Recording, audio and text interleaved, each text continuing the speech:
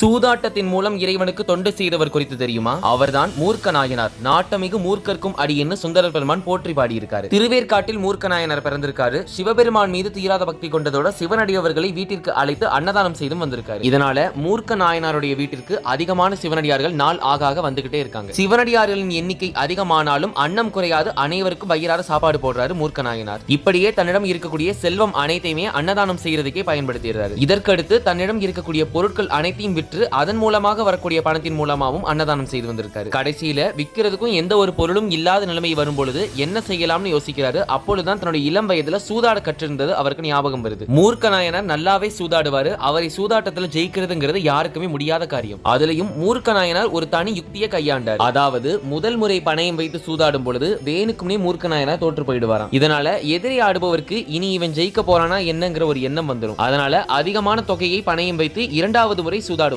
ஆனா இந்த முறை மூர்க்க நாயனார் தன்னுடைய சூதாட்ட யுக்தியை பயன்படுத்தி சுலபமா வென்றுடுவார். என்னதான் சூதாடினாலும் அதிலையும் நேர்மையான முறையில் தான் விளையாடுவார் மூர்க்க நாயனார். மேலும் யாராவது பொய்யாட்டம் ஆடினாங்கன்னா யோசிக்காம தன்னுடைய இடுப்புல இருக்கக்கூடிய கத்தி எடுத்து அவங்கள குத்திடுவாராம். இதனாலேயே அவருக்கு மூர்க்க நாயனார் என பெயர் வந்தது. இதனாலேயே உள்ளூர் மக்கள் இவர்கிட்ட சூதாட பயந்தாலும் வெளியூருக்கு சென்றாவது சூதாடி அதன் மூலம் பொருள் ஈட்டு அன்னதானம் செய்வாராம். இவ்வாறு கடைசியில அன்னதானம் செய்தே எம்பெருமானுடைய திருவடி நீலையும் சென்றடைந்திருக்கிறார். மேலும் மூர்க்க நாயனாருக்குரிய குரு பூஜை நாளாக கார்த்திகை மாதம் மூலம் நட்சத்திரத்தை ரொம்ப விசேஷமா சொல்றாங்க.